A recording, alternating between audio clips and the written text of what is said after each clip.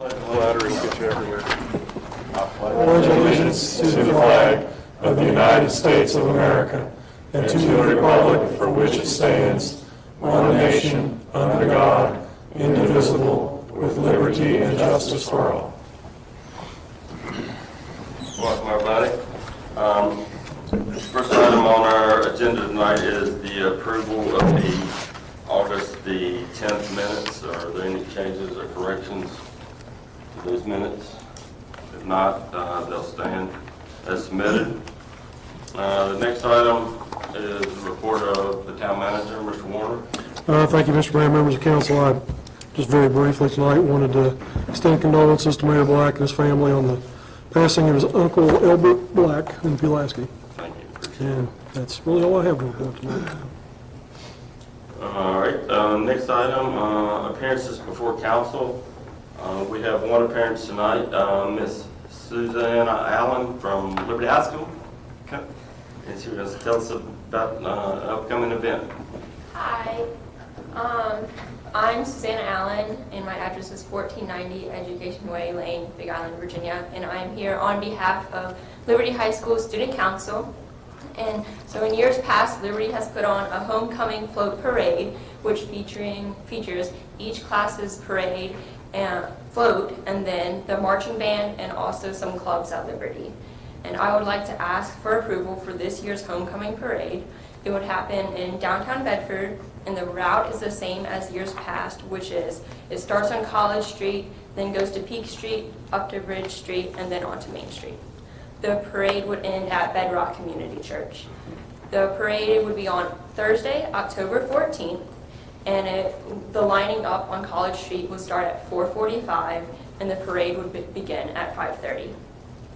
Liberty has found that the community and the school has greatly enjoyed putting on the parade each year, an exception to last year because of COVID, but we're really hoping to put it on again this year, and we would really like to get you all's approval for it. I have a couple of questions. Mr. Warner, I'm not being the bad guy. We have a policy, and I think they need to at least fill it form. Well, and those usually deal with street closings. Typically, we kind of handle this more as a procession with the police department. That's how we've managed it in years past. Following up on that question, how did that work last year? I understand it was kind of... That was this past year. We didn't do it. 2 years ago we did. We temporarily closed the roads. So it's normally not a problem. We temporarily close them. This one we may have, with them having it lined up on College Street at 4:45, we may have to close it a little longer than Mr. Warner. Okay. And then follow up to that, and I want to change times is what I'm after. Business is still open till 5, 5:15, 5:30 downtown. People are parking. Can we move it to 6? As far as the parade coming through, so we got people that have left downtown? Because people are trying to get home. That's definitely an option. We've done it earlier in the past. I'm not sure how we did it with people working and stuff. I think it was a problem. In the past, when it was close to that time, it wasn't terrible.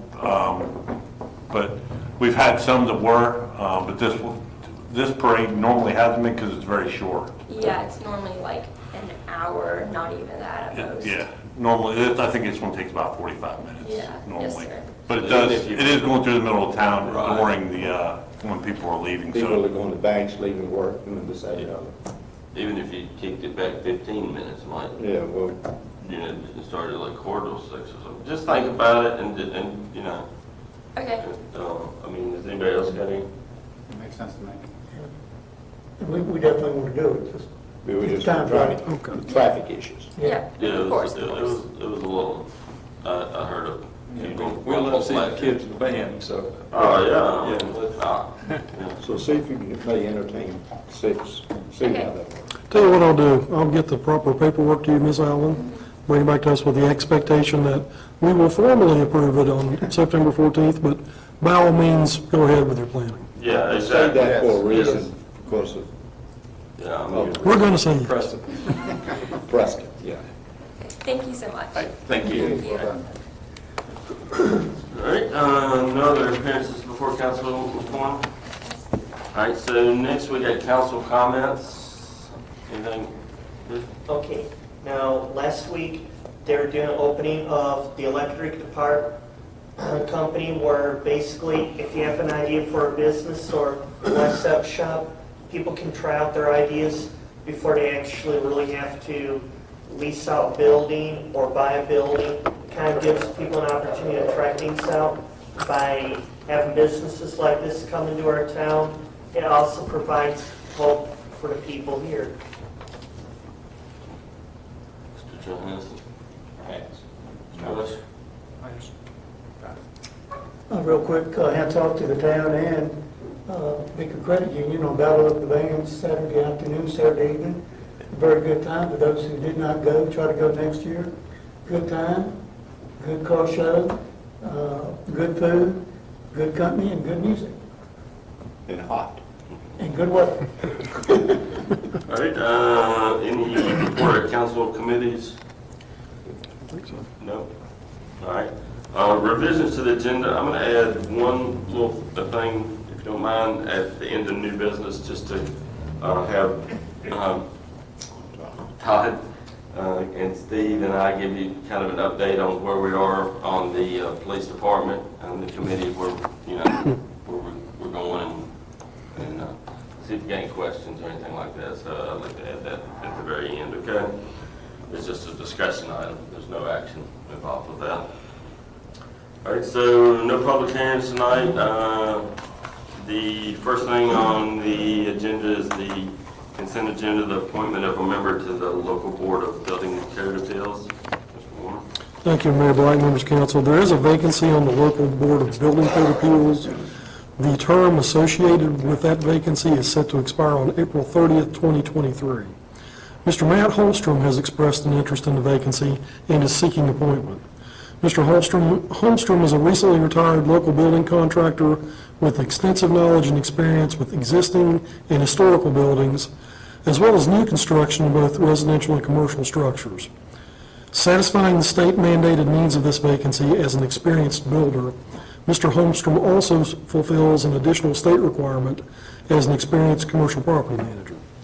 Tonight, council is requested to appoint Mr. Matt Holmstrom to serve on the local board of building code appeals, said term to expire on April 30, 2023. I make a motion we appoint Mr. Matt Holmstrom to serve on the local board of building code appeals, said term to expire on April 30, 2023. I'll second. Second, all right. Roll call. Mr. Haley? Aye. Mr. Hartwick? Aye. Mr. Johansson? Aye. Mr. Rush? Aye. Mr. Schoen? Aye. Mr. Stanley? Aye. Mayor Black? Motion carries with 7 ayes. Okay, next item on the agenda is some old business. Permitting a multifamily residential development and R3 single-family development standards by conditional use permit in the PRD zoning district.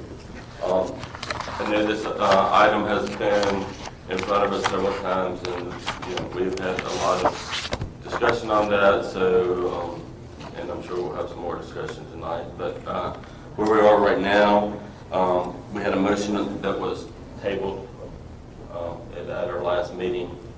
So we need some kind of action prior to our application. untable it. I'll make a motion that we untable the motion that we made to table the multifamily resident development off of Brooks Hill Road in You got a second? Second. All right, so all in favor of bringing this matter back on the table, say aye. Aye. All right. All right, so, all right, next item, we have a motion on the table. I need to make, oh, we need to vote on it. You've taken it from the table. You've told us. It's on the floor. It's on the floor right now, yes. So, I make a and we- motion that, well, I move that I withdraw my motion to approve it. Does the second agree? Yeah. Okay, good. And the item has just come off. The item is on the floor for a staff presentation or for questions that you might have, and then a new motion can be made. Okay, so staff has been working on this and put a list of conditions together. There's two issues that kind of we want to discuss first. Obviously, the first issue is there's been a big debate over the road situation. Originally, this project was proposed with just one entrance in. Then there was some change made to propose two access points, one on at the bottom of the hill and one in the cul-de-sac. So I think that's probably the first decision point that we need to kind of get a consensus on is, you know, which way we want to go there, if we want to make a motion on this item. We'll make a motion and discuss it. No, I think that's kind of what we just want to discuss and kind of see if we can get kind of a consensus to put a motion together. All right. So does anybody want to start? Well, I will.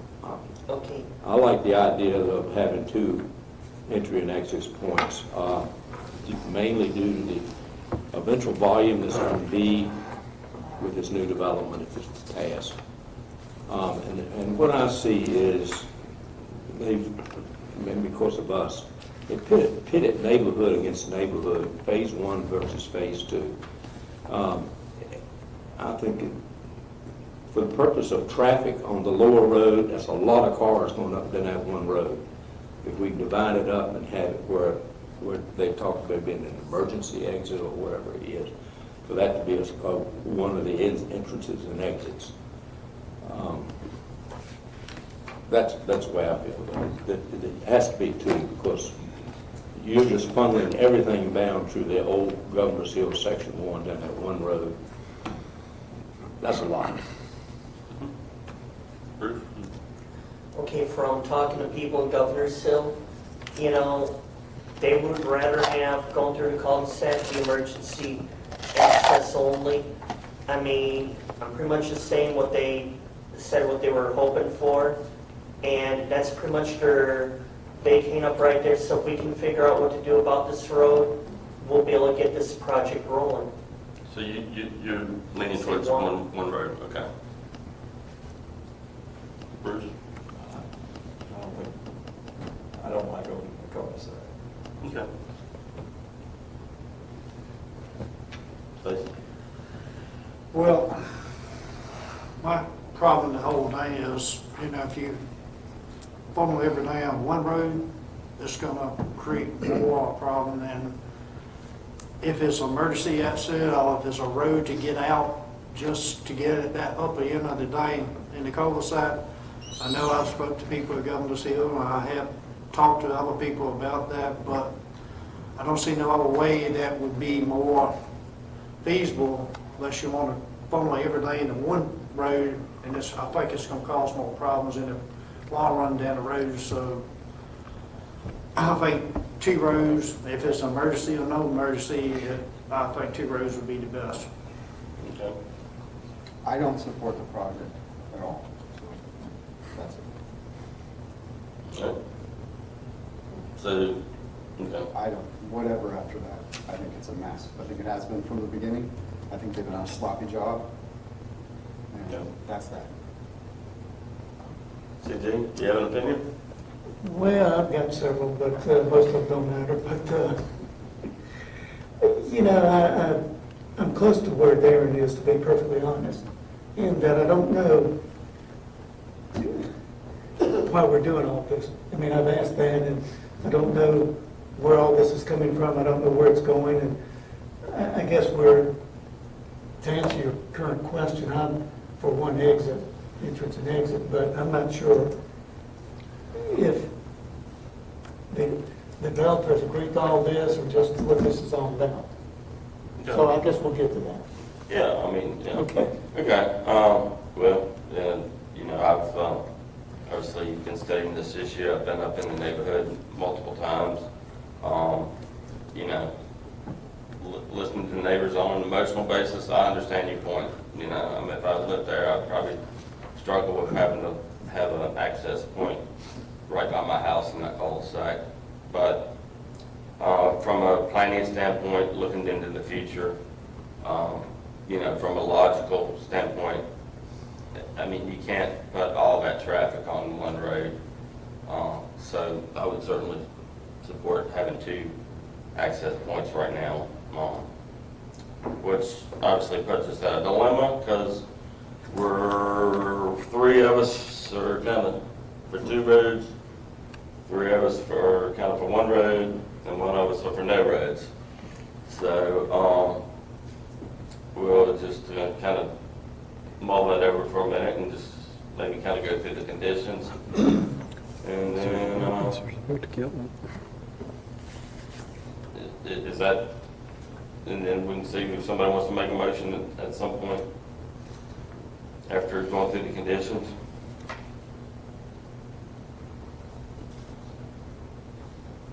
I mean, If you look at it this way, it's only 2 choices.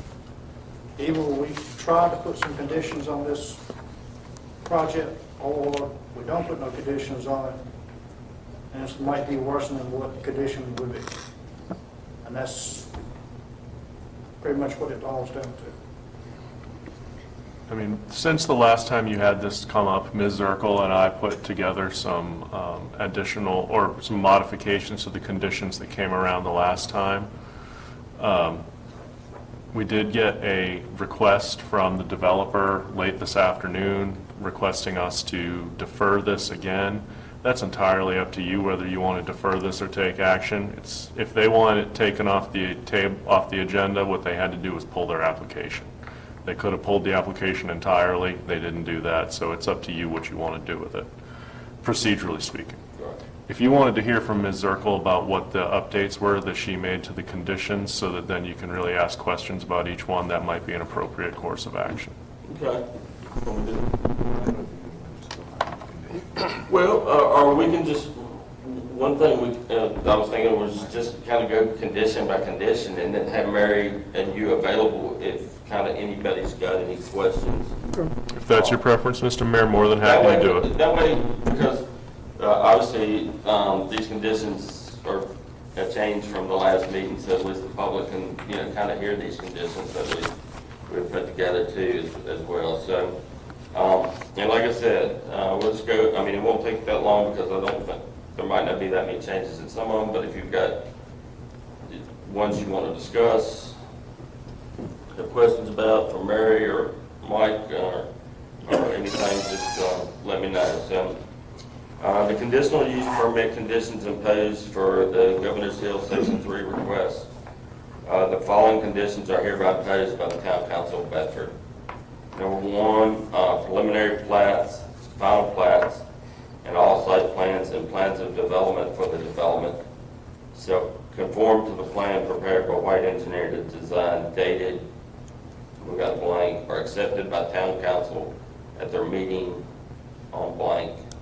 Note a revised plan is needed to reflect the conditions below. So Mary, we've got that, the concept plan we had at the last meeting. Have there been any changes to that concept plan? No, sir. Okay. So basically the concept plan dated, do we have a date? The date that you saw was the date prior to your last meeting, so June 21st, 6/21/21 is the last date of your plan. And then you also had a phasing plan that was included, and that's dated May. So if you've seen this one, this is references you have in your conditions to phases go back to May. You haven't seen anything new, and that's what the first condition is saying, is that we need to see an updated plan that does reflect any conditions you may impose after that so that we can nail it down as to what the plan is going to look like that they will be held to. But that doesn't need to be presented. Now, that would be presented at site plan approval, or plan approval, is that correct? That will be the step after that. Right. So I think you'll want to see a plan that reflects the conditions you're putting on, if you do so. Right. So, Want to sit at DW Smart? Would you like to sit while you're presenting? Or you can have my seat. I just want you to be comfortable. so the conditional use permit would basically say accepted by the. How do you incorporate that? A revised plan is needed to reflect the conditions below in an approval. It's memorializing what you might decide tonight. I mean, it's, to get anything moving in the permitting process, you have to have an approved site plan, so And then it would have to. whatever conditions you come up with are going to be referenced on that site plan. You just haven't come up with any conditions at this point, Right, okay. even though that's number one on your list. Right. Make sense? All right, so anybody else got any questions, or?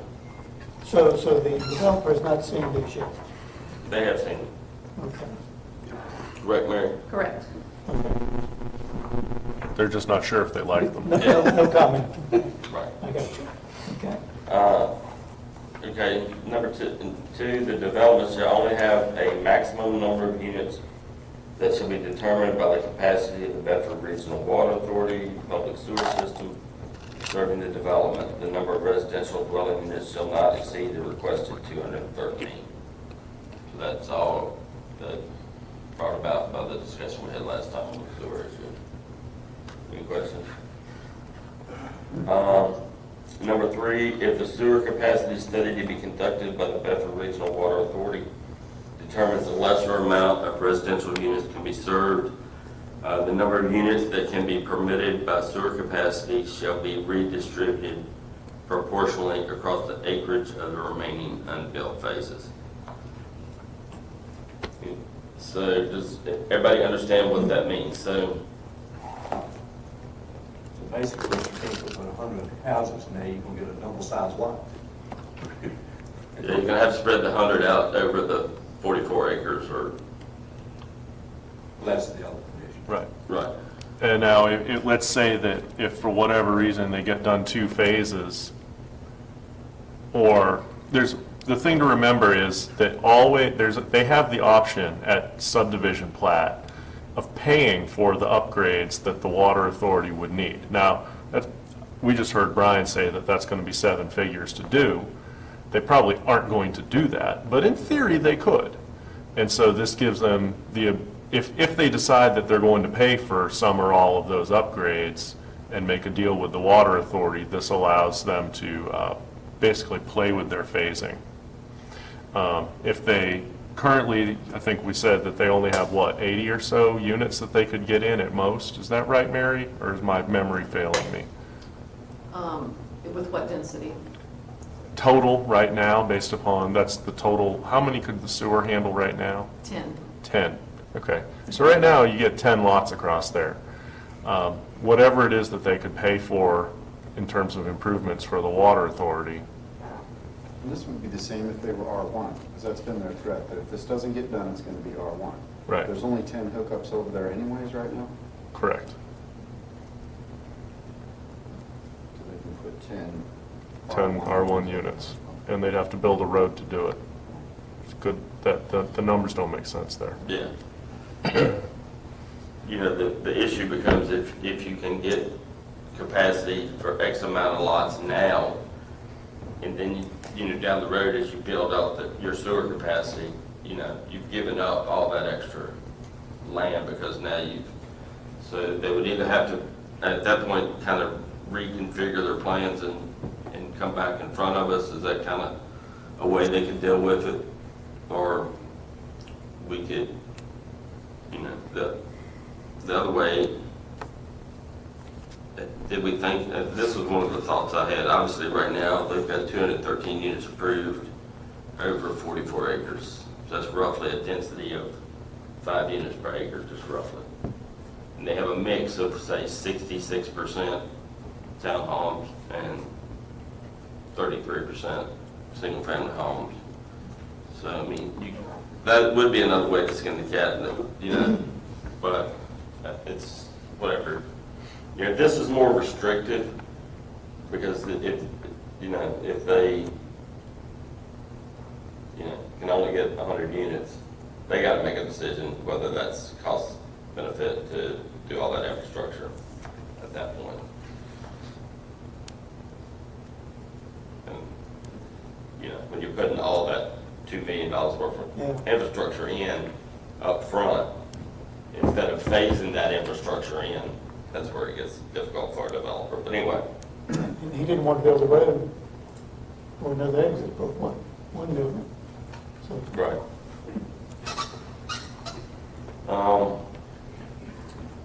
everybody's okay with the way that's worded and understands the implications of that? Right. The town of Bedford shall not be responsible for the cost of any sewer upgrades or extensions. Any questions on any of that? Maybe it's not an appropriate thing, but we did discuss that sewer in Town and Country.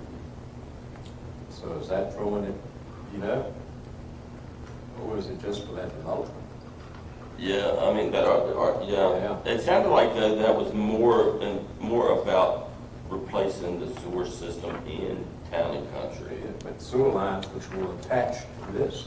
It's gonna go They'll right get through some, those. right, they'll get some residual benefit of that. That's why I just. But it wasn't the trunk line, he wasn't talking about replacing that trunk line, Yes. was he? I thought it was. Yes. I don't think he was. The way I understood it, it was the What was the system, the distribution system that feeds itself? the houses Yeah. that are already in town and country, more so. But, I mean, the semantics is all I'm saying. and you can certainly change that to say unless ARPA funds are available or something like that. But I don't know if you want to tie that to this project. I don't want to throw the replacement of all the sewer lines like they're talking about the Town and Country following these developments. That's what I'm Well, saying. Yeah.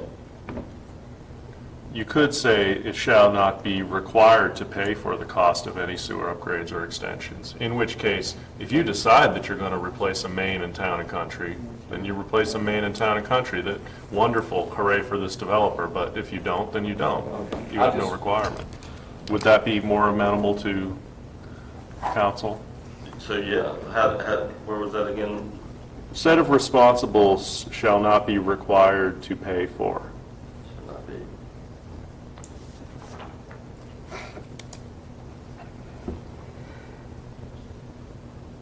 All right. Number 5, traffic calming measures. Devices that meet a VDOT specification shall be installed on Emerald View Court. If a second vehicular access is added in the cul-de-sac and the extended Crest Ridge Drive, these devices may include speed humps at the appropriately spaced intervals. The selection of these measures shall be reviewed and approved by town engineering staff. Any questions? Well, if they're approved by VDOT, why are we sticking our nose in it? Because we have to maintain the streets. Okay. All right. Number 6, on-street parking on new streets shall be permitted on only one side of the street and marked as such with standard no parking signs placed at conventional locations on any new street. The cost of producing and installing these signs shall be at the expense of the developer. The council reserves the right to change parking regulations by ordinance in the future as may be permitted by state code. That last sentence was a change that Mike recommended, I think. It was. Conditions stay in effect indefinitely, and the fact of the matter is, state code says that you all get the final decision on who gets to park where within our streets. Who knows, this development could still be around in 2075, and we might be riding electric unicycles by that point. Who knows what you'll want the parking rules to be. Might as well leave yourself a little space there. Sounds like a joke. Any other questions on parking? I want to hit your price for my unicorn. No? All right, school bus stop shelters shall be provided at locations determined in conjunction with the Bedford County Public School System. The cost of producing and installing these shelters shall be at the expense of the developer. Okay, now if the developer has already offered to do it, that's one thing, but I don't see why we should put that as a condition for this development to have a school bus shelter there. I know when I was in school, we didn't have any shelters to go into when it was raining. Maybe the neighbor would open up their garage and you'd go in there for a little bit, or your parents would take you to school, but we didn't have these shelters when I was growing up, and I don't think they really need these shelters now. It is a planned residential development which requires these things. So if you grew up in the country, good on you. But this is a planned residential development where we are supposed to put these kinds of requirements on. Right. Y'all ice skated snowshoes in Michigan. That is true. In fact, just for the record, it would get cold enough in Michigan where you would actually get icicles in your nose. So yeah, that came out of the very first go around, and they proposed that. So I don't have a problem leaving that in. Landscape buffer per section 70503C and 70503D of the Town of Bedford Land Use Regulation, as amended, shall be provided at, or additional land shall be given to the individual lots for units addressed 1316, 1318, and 1320 Emerald View Court. So that was the three in the cul-de-sac that might have had some setback issues as well, I believe, right, Mary? And that he had mentioned that in the last public hearing that he would be okay either giving them the land, or just like he's done on some of the other neighbors, or we would require the same buffer that we require on the other lots. Right. Am I explaining that right? Yes, because these would be affected by a new road if it came out of the cul-de-sac, and they also have a multifamily unit behind them where there's a problem. Any questions on that one? Per section 80301E of the Town of Bedford Land Use Regulations as amended, the minimum front, side, and rear yard setbacks shall be as follows. And these are the current R1 requirements, standards, right, Mary? Yes. The front 25 feet, the side 6 feet, and the rear 25 feet. So that's a little bit more restrictive, is that correct, than what they were proposing originally? Or not on that section, on that? Their plan reflects those Okay. setbacks. What they were asking for was a smaller lot size, and it's just making sure that they would still fit those setbacks within the lot sizes they're requesting for R3. Right. Okay. And I may have read it in here. Does the setback start at the dwelling or at the deck? That's the next condition you're going to I get to. thought I read it somewhere. Yeah. Okay, so any other questions on number 9 or any comments? All right, number 10, balconies, stoops, stairs, open porches, or decks, bay windows, awnings, attached garages, or carports shall not encroach into the yard setback areas. This provision expressly supersedes the general guideline of section 80301A3 and 80301B3 of the Town of Bedford Land Use Regulations as amended. So, explain the current standard. If you've got a 25-foot rear lot line, any of your decks, whatever other uses, can they go out and extend into that 14 feet? Is that correct? It's a pretty good distance. I'm sure the number is 6 or 14 within that setback, so it's really not a true 25 from the property line, as you were saying. It's basically, that's not there. It's a setback, so you can put whatever you need into the setback, front, rear, or side of those items that it says could encroach. This is just taking that off the table. The developer says everything has to be within that building envelope. So if you got a 10-foot deck, you have a 25-foot rear setback, that start 15 foot, you got that. right. No, that's what you would normally have. But here, that 25-foot would start at the deck. So it's giving it it's making it a bigger lot, kind of from the structures, kind of, I guess, or bigger setback. Am I explaining? You are correct. Ordinarily, we allow encroachment, but we were expressly removing that in this case. That just gives it a little more, especially when you've got those units in some of those streets that are back to back, you know, or the streets of the units that are backing up to, you know. Are these, I'm trying to say, are they going to be concrete or wood or what we're talking about, or do we know? On What, the decks? The decks, yes. Yeah, we don't have a standard on, Patios. yeah, materials there. But they'll have to be 25 feet from the rear if they're in the back. That's Right, whatever it is. Either or.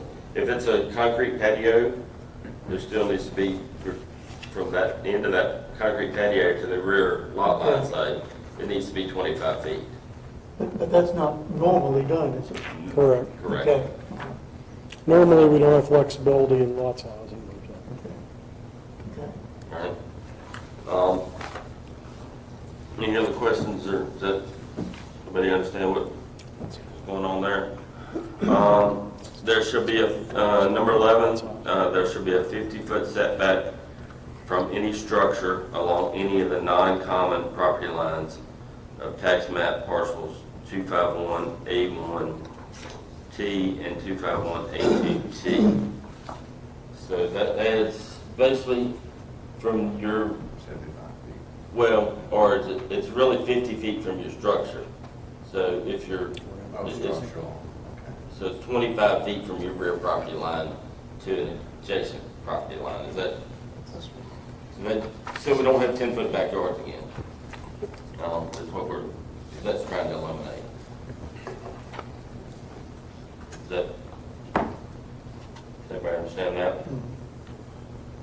All right, number 12, stormwater management facilities, including retention and detention ponds, shall be located 50 feet from any property line with a structure or plan to have a structure, unless otherwise required by topography and engineering calculations and approved by the county stormwater administrator and town zoning administrator. So one of the issues we heard was some of the areas on the retention ponds were really close to some existing units and didn't really want them in close to, I mean, the current standard is what, 25 feet, is it correct? It just has to be not on that property. There's no Okay, so setback. there was no setback currently under, so this was going to require them to be, 50 feet unless something changes that has to be approved by the county and by the zoning administrator. That just gives us a little more room between structures and stormwater detention ponds. Any questions there? All right, let's see, number 13, stormwater management facilities shall not be included in the area calculation for open space. So that's just going to lead to more open, open space, and, which is something we all kind of, what people were asking for, to have more open space. Let's see here. Number 14, all commonly held areas and amenities or built features within the areas not dedicated to and accepted by the town of Bedford shall be permanently maintained by a valid active association created and sustained for that purpose. This shall be done in conformance with section 60602. All lot owners must be members of the association. The association shall be created prior to the sale of any individual lot, and the zoning administrator and town attorney shall review the association documents prior to recordation. So, Reputable attorneys don't typically write those rules anyway. They, I could make a joke here, but yeah, basically. I said reputable. Yes, they're typically written by reputable attorneys. The one thing that we really added was all lot owners must be members of the association. There have been associations that were voluntary, and as soon as they have to start maintaining the stormwater facilities, everybody voluntarily leaves. So, yeah. number 15, the minimum area for the community park shall be 1.25 acres, excluding stormwater facilities and lots for dwellings. So we went ahead, since they didn't really, was that the size of their proposed community park, or was that something that That's a rough calculation I did just based on the triangular shape of the area, excluding the stormwater management pond in that area that says community park. Okay, so that's, It's rough. any questions on that? All right, 16, the community park shall be completed as a part of Phase 2. No residential unit construction shall be done in Phases 3 through 5 until the community park space is complete. So that kind of took away that thought that that would be the last thing built. You know, it's got to be built halfway through the project. Any questions?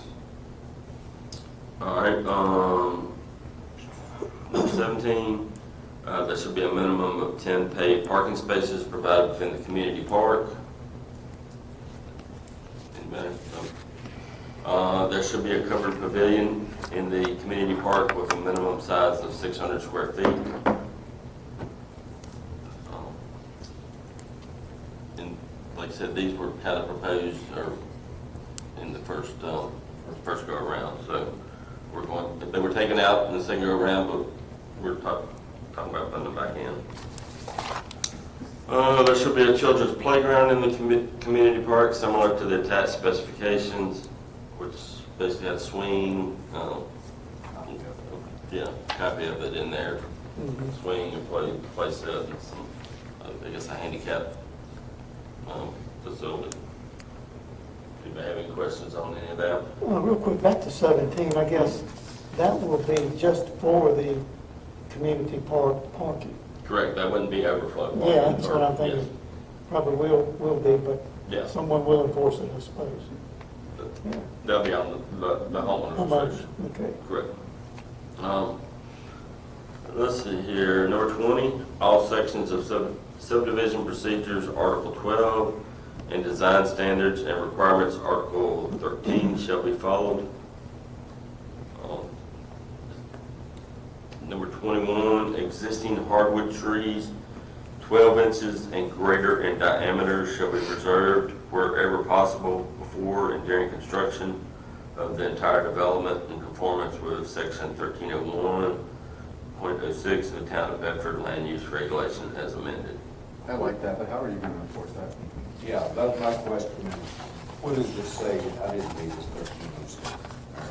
It just says trees, Okay. existing trees. So this nailed it down to hardwood and 12 inches. Not that big around. Diameter.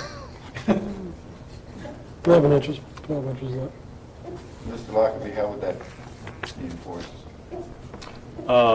If Mary happened You're going to go out there? If Mary happened to be driving by and see somebody with a chainsaw taking down a tree bigger than about this big around, then she'd be able to write them in NOV. Tape measure? It's more that they don't go out and clear cut. I mean, it's, I think, Yeah, once they start the bulldozing.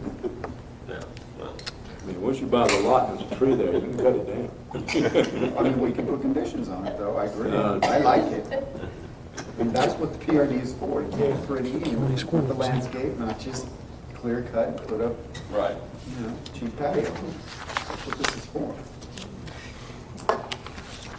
Number 22, a surety shall be provided by the developer or their agent in an amount sufficient to cover the cost of all amenities and required elements within the development, including at a minimum park amenities, walking paths, playground, pavilions, bus shelters, tree plantings, parking spaces at the community park, street lights, sidewalks, and other items required in the land development regulations. The estimate of cost shall be reviewed and approved by town staff. The surety shall be provided with submittal of each final plat. So, How does town staff come up with that figure? they're going to provide you, town staff, with a budget. I mean, they're going to provide the budget, and that's going to be reviewed. That's Typically, they either provide you an actual construction quote for the actual contract that they signed, or they provide you an engineering estimate. Then what Mary does is she looks at it and scratches her head, and if it looks reasonable based upon her experience, she signs it. If she doesn't think it looks reasonable, she kicks it back to him or asks an engineer of hers to come back and tell her what it ought to be. And if she doesn't know, then she goes to an engineer that we have on a town term Okay. contract and have them look at it. And sometimes, I don't know if we do it, but in the past, I've seen sometimes you take that number and it's 125% of it. That's your. That's my problem, is, Yeah. you know, like the expertise in coming up with those numbers. Well, it's also, yeah, it is 110% by state code. You can ask for 110%. That's Is satisfactory. that what is ours, do we have any guideline or standard on that in our ordinance? Not above and beyond, just that it has to be posted Okay. at that time. And so in this instance, you also just give some assurance that town staff is not just going to be one person, it's going to be whoever has the expertise in that particular area, like Wayne Hale, someone else who actually knows that as well. And then if this comes in with an engineer's signed seal on it, that's on them. I probably wouldn't, I mean, I'd look over. We and have make sure it's experience in reasonable, most but structure. it puts it back on their seal. Let's see here, number 23, in order to proceed with the issuance of building permits for residential structures in each phase of development as shown in the 4 phases of the concept plan dated May the 25th, 2021, the developer shall have completed development in the previous phase to a point of 90% construction of units and amenities shown in that phase.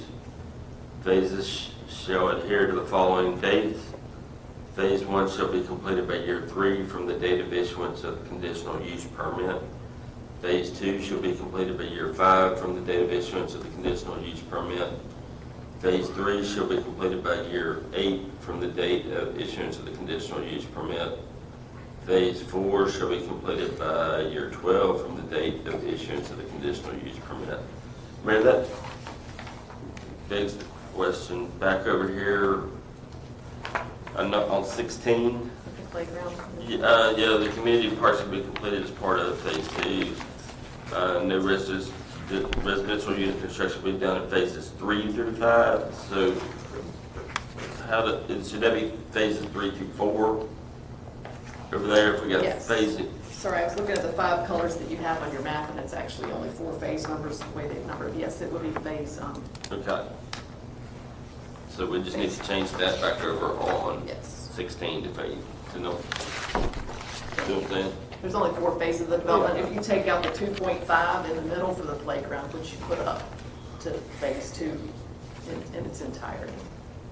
Now, is that concept plan the official plan, or we going to be waiting for a concept plan now with all the playgrounds and all that?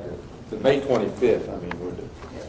That was your phasing one, and then the one that you have in the meeting on so that's the January official 1st. concept, okay. Yes, this is the one that we're trying to get a new date on, and that's what condition 1 was trying to nail down, is to reflect the conditions you had imposed on here, so that you had actually tied to the date of the plan that Okay. was submitted for your review.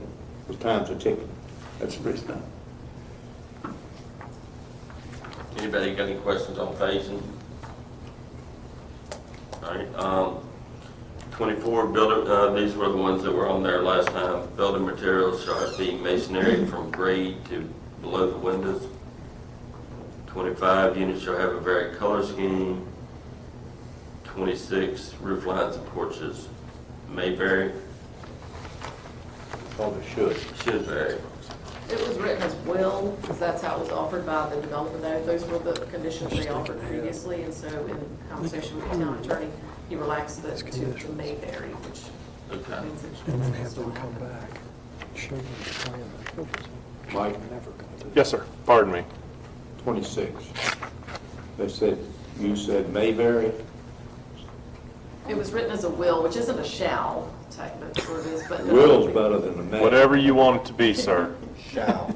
Shall. Or Will shall. Will was what it was last time, I would say. That's where, I mean, because. It should be either a may or a must or a shall. I mean, Okay. me and Darren could get into an argument over whether shall or must is the better way of saying it, I'm sure. That's what now it says, well, and maybe you may not. Yeah, right now, I mean, they could, They have the all option to those say it's- patio homes could be one Shall. straight roof line It's the a whole way. suggestion. and- We'll go with Otherwise, King it's a James. suggestion, right? Let's go shall. Conditions are shall. All right, so Not shall. will you please do this? All Thou right, shalt so we not. change that to shall? Yes. Okay. All right.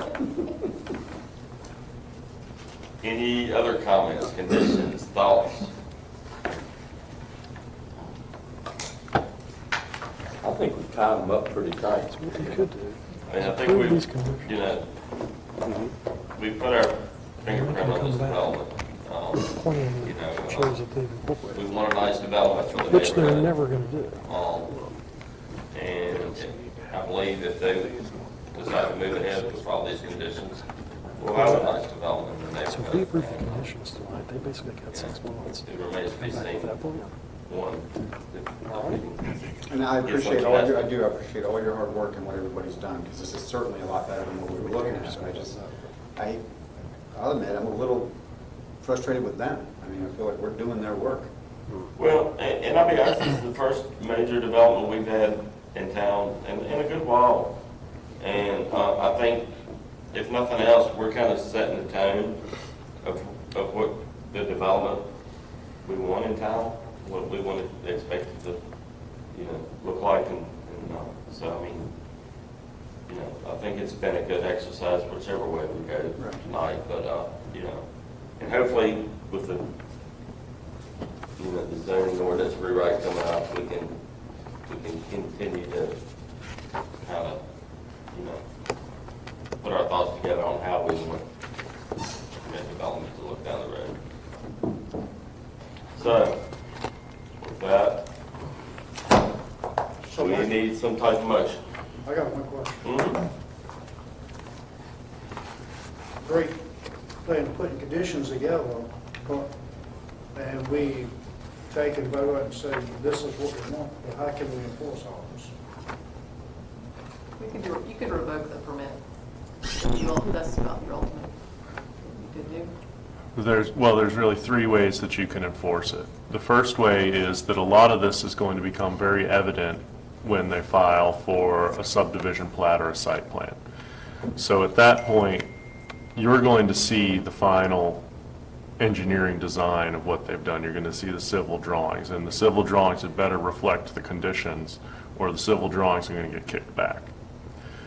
So that's, you know, kind of your first line of defense. Your second line of defense is if they go out there and they don't follow the rules, you write them a notice of violation. We take them to court.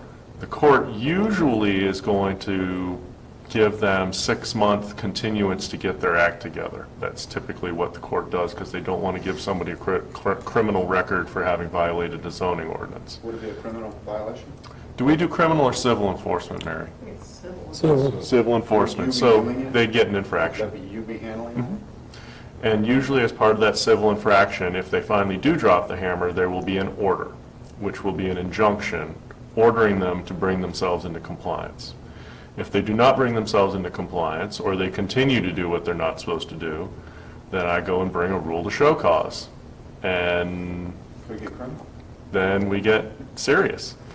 The third way, and this would probably be the way that you would deal with a violation of the condition on the phasing, is that if a person is a repeated violator of the conditions and just kind of unrepentant about it, then you can revoke the entire conditional use permit. You bring it up the same way you enacted it and revoke it. So that's how that goes. Yes, sir. We talked about phasing the timelines in there. That's based on the economy we have today. What happens if it goes south for the next during that period? And housing's not selling and things, economy's tanked.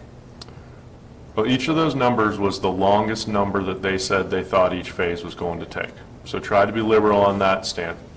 Well, liberal or conservative, whichever one you happen to prefer on any given day.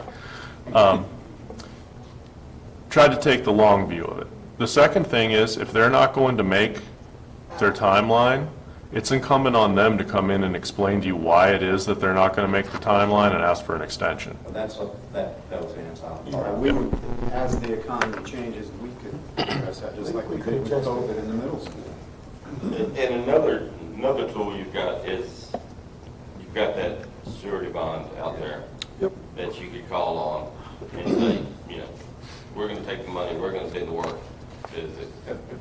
At least for the roads and water, sewer, electric, conduit and all the other public improvements, yes, you can do that for them if they aren't following the rules. Couldn't you do it also with all the amenities that are in, would you do that? You could do it with any publicly dedicated or HOA dedicated amenities. Because they're listed in that. Correct. That's all bonded. Okay. Yes, sir. Mike, I got another one. As far as your review of our zoning regs, so I know you're new here and all, but, and maybe you're not comfortable with saying this, but do you feel this meets the PRD, the intent of the PRD? I don't know the zoning regulations That one. well enough to be able to Okay. say that for sure. I can't say that I've read the whole comp plan. I can't say that I know the PRD, and Okay. to a certain degree, Mr. Schoen, if all 7 of you decide that this meets the intent of the PRD, I will defend it to the hilt to the Supreme Court of Virginia. Thank you. Any other comments, questions? I think we've got some great conditions right here. The big thing we're gonna have to decide is ultimately gonna be the road. The way I see it, we've got actually 3 options. One is we have 1 road, 2 is the 2 roads, and our third option is we could have the 1 road going through the cul-de-sac, the emergency access only. Do they have to address the roads? Make the developer do that? Yeah, and if we decide we want to go with 1 road, I mean, if we decide that, then the other road does need to be emergency access. And there may be some conditions we need to discuss there on, how long that could potentially be a construction entrance, because obviously they're going to need to still build that road. I wouldn't expect, if we go that way, I wouldn't expect that to be a construction entrance longer than phase 1. And 2, we need to make sure the sidewalk system connects. So, we would need to require sidewalks, at least on one side of the road, through that emergency access portion, because that's not going to be built to a paved road or whatever, it's just going to be. Well, site plan will reflect that. Right. Well, you want me to get started? Yeah. I'll make a motion that we accept the conditions of the use permit conditions for Governor's Hill Section 3 that we previously reviewed with noted changes, and for access of 2 roads.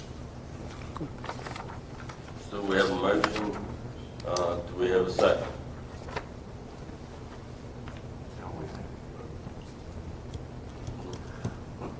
No second on that? Okay. All right, so motion fails without a second. So what are we voting for here? To take these conditions to the developer? No, no. You are We are approving imposing, these are the conditions we are imposing. And this has really not a yea or nay on the subdivision. To approve It's to approve the conditional use use permit permit Yes. application Right. with these with these conditions. Yes, conditions. with these So conditions. This is it. this ends it tonight. If we pass it with these conditions, Well, that, I want to be sure on that. yeah, there's no further negotiation, and, unless they, I guess theoretically could withdraw their application and wait a year. Right, okay. Or, No, after you adopt it, that's if we it. adopt it, it stays with it, correct? They could have withdrawn right up to Right up to the time you started that's what talking. you were saying. So if we adopt this goes with this parcel of land, correct? Correct. Or they just go do R1.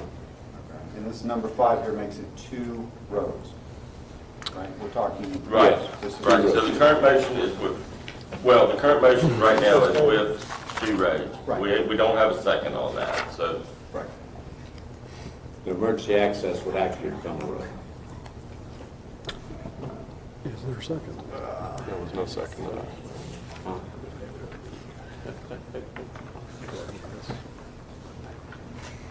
All right, so is there any, so that motion dies without a second?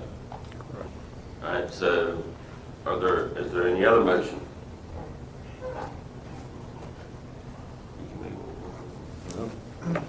Can I ask one question before we make any more motion? Certainly. So, when proving these conditions that will go directly to the developer. The developer can make a decision either to accept what we put in the conditions and all that by what we vote on tonight, or they can take and withdraw the application. They can either come back in a year, or they could process. Mike said they can go back to by right, correct? They can They can go back to by right and build a R1 subdivision. Or they could sell it to another developer possibly, and they could come in and start the process all over again, correct? Well, the conditional use permit goes with the land, so they could sell it and it would have exactly the same options.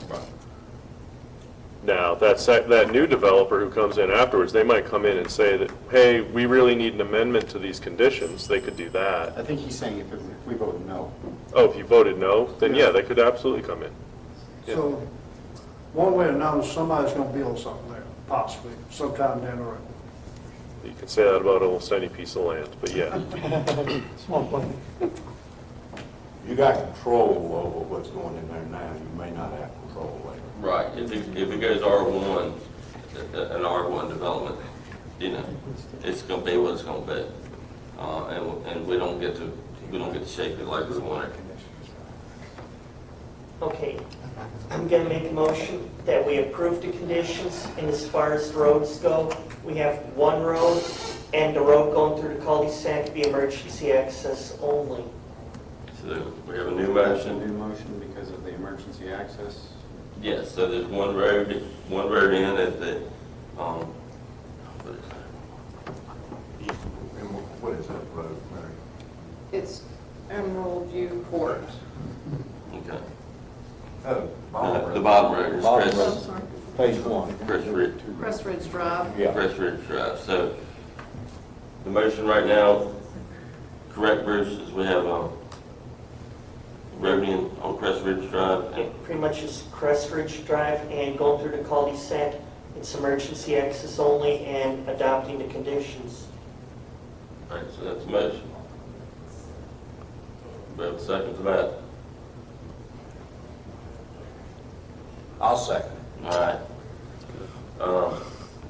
So, we've got a motion and a second. Roll call. Mr. Hartwick? Aye. Mr. Johannesson? No.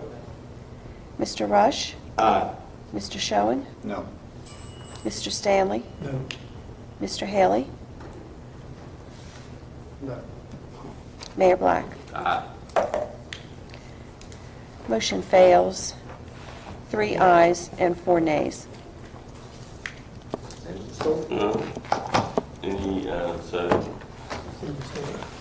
all right, so, last thing on the, we got a couple other things on. Hold on, nothing passed. So, You do have to make a decision.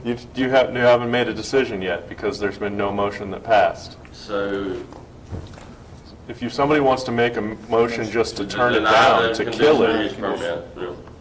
then I'll move that we deny the conditional use permit. Yeah, I'll second.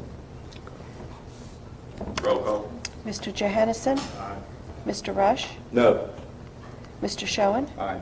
Mr. Stanley? Mr. Haley? Aye. Mr. Hartwick? No. Mayor Black? No. Motion carries with 4 ayes and 3 nays. All right, next item on the agenda is the resolution for the Community Development Block Grant, Community Revitalization Project Housing Grant. Thank you, Mayor Black. I'm not going to read the entire action form unless you want me to. Essentially, there are 8 tasks that we have to perform in order to pursue the CDBG grant, which we've been awarded by DHCD. Tonight, Town Council is requested to adopt the attached resolution that encompasses these approvals and actions as required for issuing a contract to the town for awarded housing improvement funds. I make a motion, we adopt the attached resolution that encompasses these approvals and actions as required by DHCD for issuing a contract to the town for awarded housing improvement funds.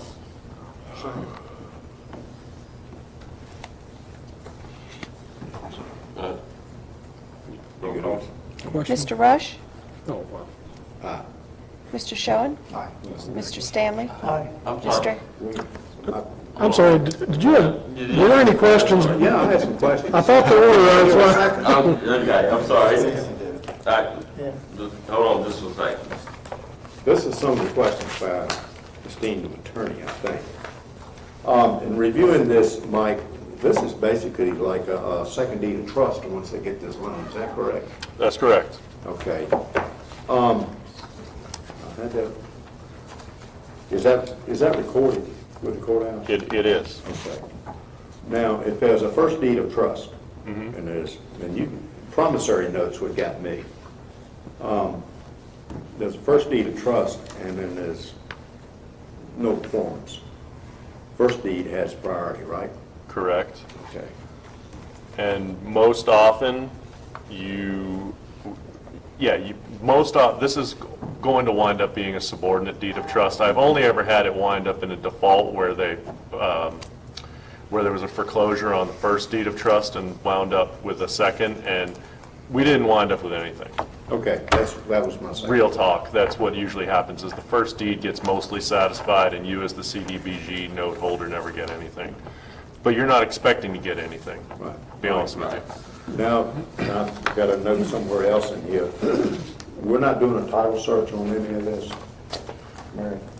So we can see what Before I sign a are on deed, there? before I go as a trustee, I will do a title search or have a title search ordered. Yeah, I'm a trustee that actually takes some care on these things, and yeah, I do. Because the reason I brought that up, Check and on it's that. several, and I underlined it in here. At the end, it talked about, without the benefit of title search, I think, somewhere in here. Did you see that? Yeah, it is. Oh, Yeah, that on is, page 8 of- Jade, that's a standard disclaimer that you put into any document, that I put into any deed where I have not personally done the title search. But you will be doing it. If I personally do the title search, then I will.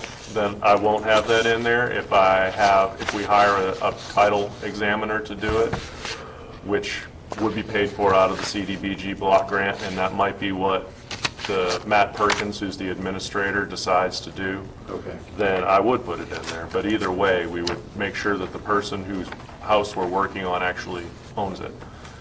Yeah. What about, Yeah, I've got a couple more questions. So it's 10-year note, is what I'm thinking, right? Correct. It could be shortened to 5 by DHCD, but yes, it would either be a 5 or a 10-year note. Okay, because the town of Bedford's going to put a bank sign up there because we're lending money and collecting money. Well, actually, we're not collecting any money. It used to be like a $25 a month payment that they needed to make. They don't need to make a payment as long as they're not in default. Which I know that sounds weird. How do you become in default when you're not making a payment? But there are certain conditions in terms of upkeep that they need to meet. is that a change from originally? Because it seemed like originally when I was at that opening meeting, there was going to be some kind of payment. correct, yeah, there was a payback period of the 10 years, and that's what put them on the hook to maintain it and then pay it back based on their ability to pay. Right. In the midstream of us applying for this grant, DHCD took that requirement off, so there is no payback on that amount. Well, that's why the reason this deed of trust note, it indicated that it was, with 15% late charge, and maybe I needed to read further. No, it's a form deed of trust note that you use for all CDBGs. It's just that for this one, the payment is 0. But they still have to have performance measures of keeping up the house for the 10 years, and that's what. Well, that was another question I had on inspections on page 3. How does that go? How do we do that? I know as a landlord, you got to give notice. We have a right of entry, Yeah. and I've never been the person who had to do the administration and make the rights of entry. Yeah, and Matt has actually, will be staying on through the 2 years or whatever the term of the loan is going to be, or the grant program, and then after that, it'll be observational basis by staff to check on the homes. So we know the 11 homes, we know what they are specifically, and so we'll be able to check on them. Interior, unless we'd have a reason to go in, I don't know. All right, so it'd be for calls before you just go I believe knocking so, on doors? yes. Okay. And I might have another couple lined up.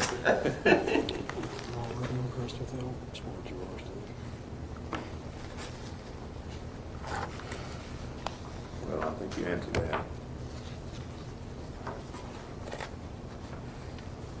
Insurance. While you're looking, is there dual sell clause in it? If So go ahead.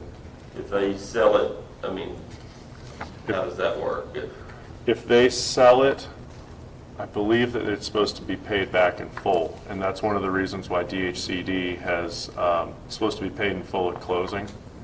And I believe that that's one of the reasons why DHCD wants to shorten it to 5 years, or there's been discussion about whether it should be 10 years or 5 years, because it winds up being, practically speaking, a restraint on alienability. Well, is it 5 or 10? Because It this is- talks 10. It is 10. We had confirmation just You today did? from DHCD. Okay. We went back to the manual reference on the management manual. It does say 10 in the references. So we have it in writing from them today, 10 years. All right, and then on page 7, I think it's the front section. Yeah. Sales and transfers prohibited. It basically says you fix it up, they can't sell it. So I can understand that. When I got your money and I fixed it up and I pass away, and the estate has to sell it, what happens there?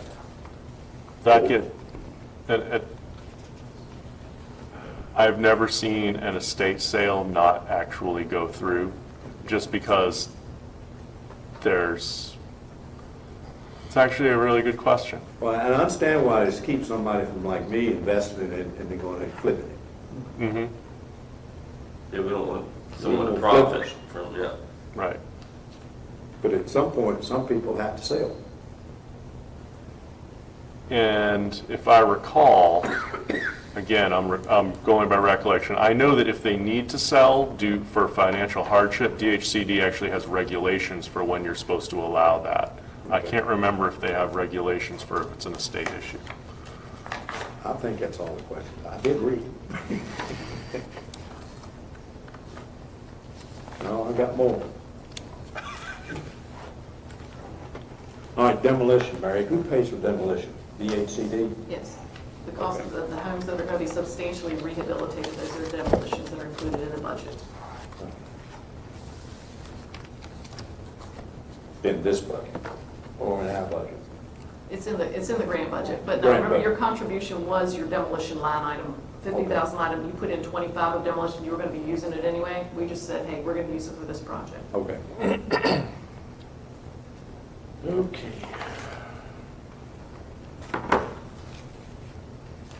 I think that's all. Anybody else get questions? All right, so we just go with the motion in the same way and continue on? Continue, Carry on. start from the beginning. Yeah, did that. All right, Mr. Rush. Aye. Mr. Schoen. Aye. Mr. Stanley. Aye. Mr. Haley. Aye. Mr. Hartwick. Aye. Mr. Johannesson. Aye. Mayor Black. Aye. Motion carries with 7 ayes. Okay, and then the last thing added to the agenda, just wanted to get Todd to give us an update, or give council an update, Steve can opine, and we can opine where we are on the police department, the study, and where we are, and where we're kind of going next, and see if anybody's got any questions, any concerns. So Todd, if you can just maybe give us an update, what the committee's done so far, and where we are, and what's coming up. Okay, Mayor and Council, thank you. Working with Wiley Wilson, they've determined what the size of the building should be and what offices we should have. They went through, did a study of our current building, the size we have, and they studied on the size compared to what size for building, what size per person, all those measures on what size of building we should have, the amenities we should have in a professional police department. Once they finished that process, they made 3 conceptual designs for us in the area down here at the bottom of the hill where we talked about, determining with parking and some other factors. So they came up with 3 designs. The committee and I met with me, Gary, Lieutenant Walker, and the 2 council members all met. We discussed them, and they came back with some feedback for the Wiley Wilson. They took that and they combined all 3 into one to basically a square building.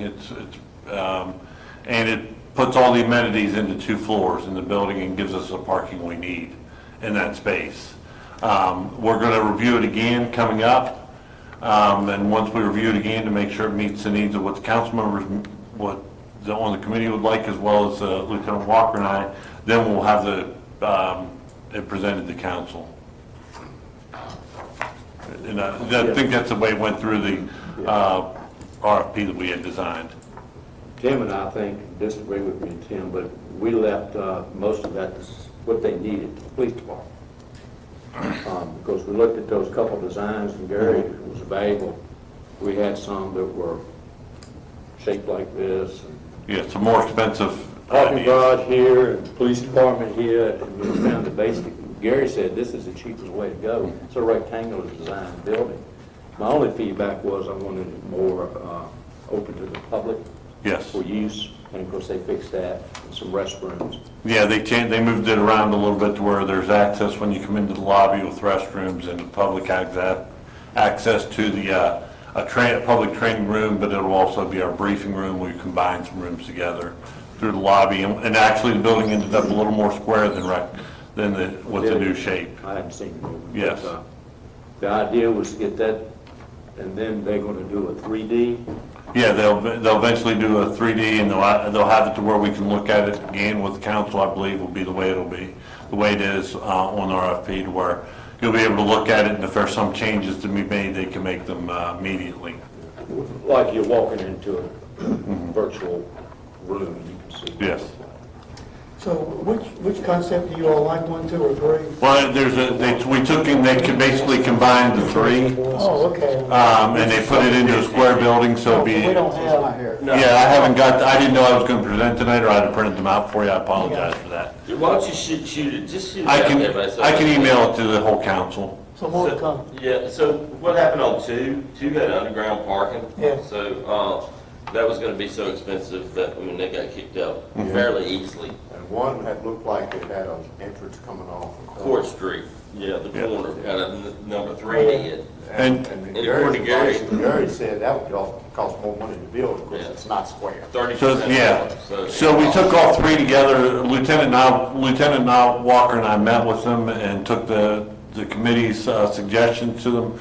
They actually took and changed the whole drawing. It's nowhere, it doesn't look like either one of them to give us, because we talked to them about having access to everybody on one floor the best we could, and having our records management and our evidence on the bottom floor to where they could be with those pieces.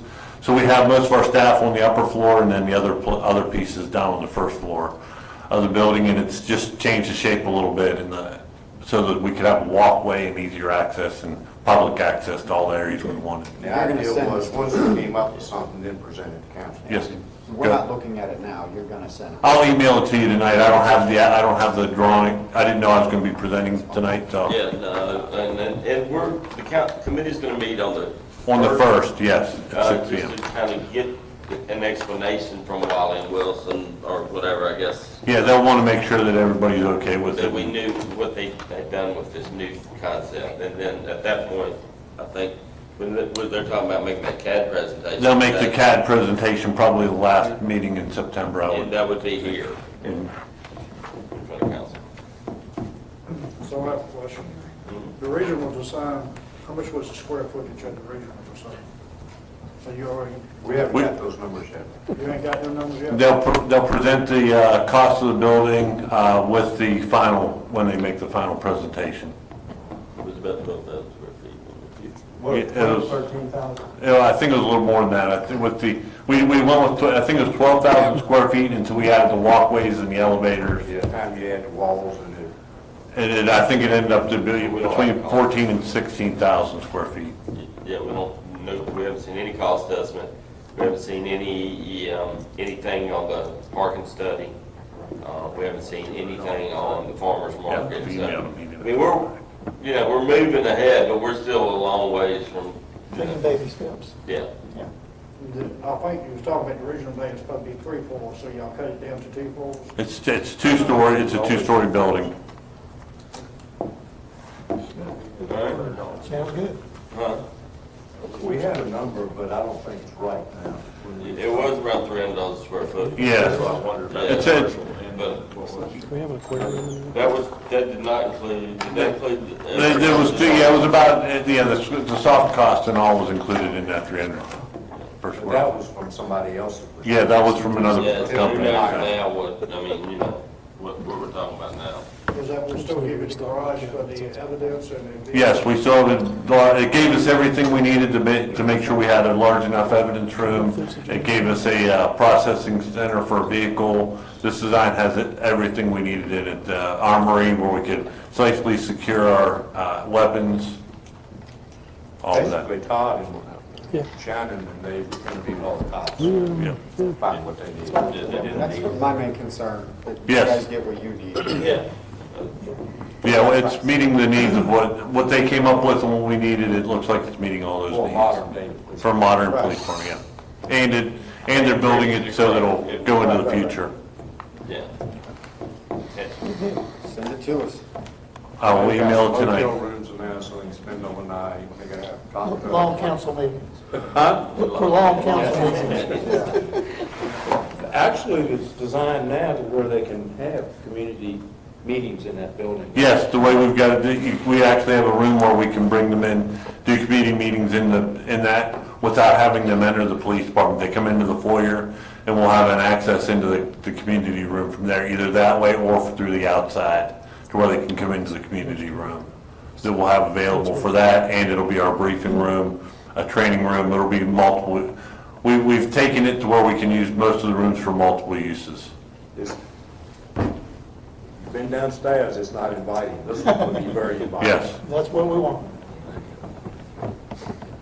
The cost won't be big until we get an architect. No, they should give us an estimated cost from Wiley Wilson. Will give us an estimated cost because we'll have to figure out how we're going to pay for it before we move to the next step. All right. Thank you. Thank you. Meeting adjourned.